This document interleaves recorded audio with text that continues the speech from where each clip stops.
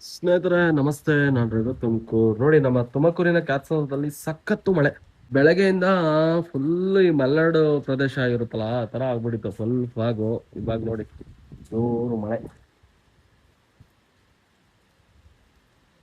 ನೋಡಿ, ಈ ಒಂದು ಫ್ರೇಮು ಸೇಮ್ ಮಲೆನಾಡು ಫೀಲ್ ಆಗಲ್ವಾ? ಅಲ್ಲ, ಸಾಕತ್ತಲ್ಲ. ಹಾ ಹಾ.